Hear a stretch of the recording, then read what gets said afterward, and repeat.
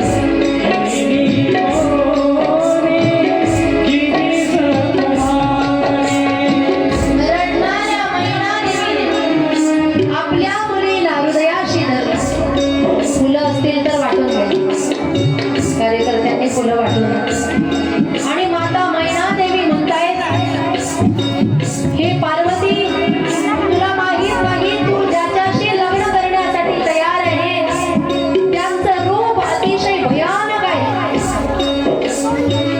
अतिशय भयावह आहे। असा नवरदेव मी बघितला की ज्याच्याकडे बघितल्यानंतर मी सुद्धा भयभीत झाली। मुली, अशा मुलाबरोबर मी तुला विवाह करू देणार नाही, मी तुला महादेवाशी विवाह करू देणार नाही। अशा मुलाबरोबर विवाह करण्यापेक्षा मी तुला घेऊन पर्वतावरून खाली उडी टाकेन, ही प्राण देईन, परंतु अशा मुलाबरोबर मी तुला विवाह करू देणार नाही। आता मैना देवी म्हणतायत, मी तुला लग्न करू देणार नाही। मी नारदजींचं आम्ही काय मिळवलं होतं, नारदजींनी अशा नवरदेवाशी तुला विवाह करायला तयार केलं, अशा नवरदेवाबरोबर मी तुला अजिबात लग्न करू देणार नाही। मैना देवी म्हणतायत, नारद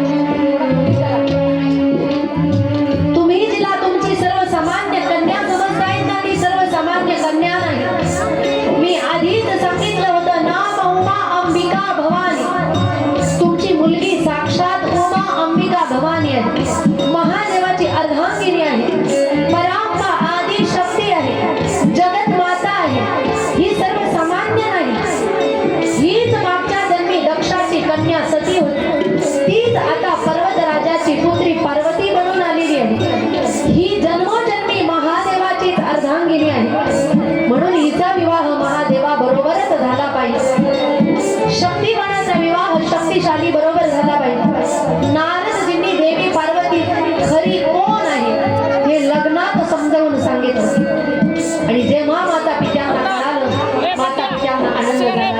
जर आमचीच मुलगी साक्षात जगत जननी परांबा भगवती असेल तर भगवतीचा विवाह महादेवाबरोबर होणं आवश्यक आहे. नारदजींची क्षमा मागतायत. आता लग्नासाठी आई वडील तयार झालेले आहेत. आई वडील तयार झाल्यानंतर आता देवी पार्वतीला लग्न मंडपामध्ये आणलेलं आहे. सर्व भूत प्रेत पिशाच सुद्धा आलेले होते. सर्व देवाचे शिवगणही आलेले होते. सर्व देवी देवता सुद्धा आलेले आहेत. आणि सगळ्यांच्या समक्ष त्या ठिकाणी भगवान महादेवाचा देवी पार्वती बरोबर सानंद विवाह सोहळा संपन्न होतोय. रामकथेच्या द्वारे याही ठिकाणी भगवान महादेवाचा विवाह आपण बघत आहोत. जोपर्यंत भगवान महादेवाचं चरित्र आपण श्रवण करणार नाही तोपर्यंत रामकथेला सुद्धा प्रारंभ होऊ शकत नाही. कारण रामकथेच्या द्वारावर महादेव बसलेले आहेत. म्हणून महादेवाचं चरित्र जोपर्यंत श्रवण करत नाही तोपर्यंत रामकथेला प्रारंभ होत नाही. आता रामप्रभूंचं चरित्र देवी पार्वती आणि महादेवाच्या संवादातून सुरू होणार आहे. तत्पूर्वी भगवान परमात्म्याचा विवाह देवी पार्वतीशी झाल्यानंतर काय झालेला आहे, कसा विवाह झालेला आहे, कथेच्या माध्यमातून आपण जाणून घेतोय. भगवान महादेव आणि देवी पार्वती या ठिकाणी उपस्थित आहे. दोघांच्याही हातामध्ये पुष्पमाला द्यायच्या आहे.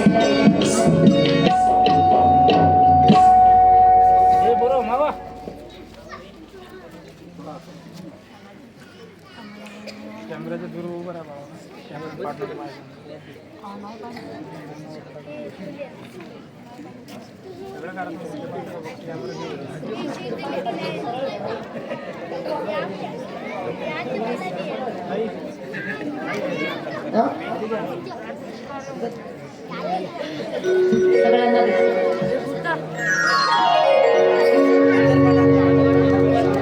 सगळ्यांच्या हातामध्ये फुलं आहेत. आपण रामचंद्रजींचा विवाह जरा मोठ्या पद्धतीने साजरा करणार आहोत. या ठिकाणी भगवान महादेवाचा विवाह होतोय. फक्त 3 मंगलाष्टक होतील.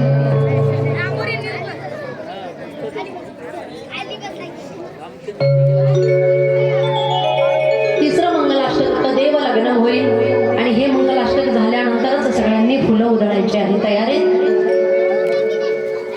पूर्व पश्चिम उभे राहा.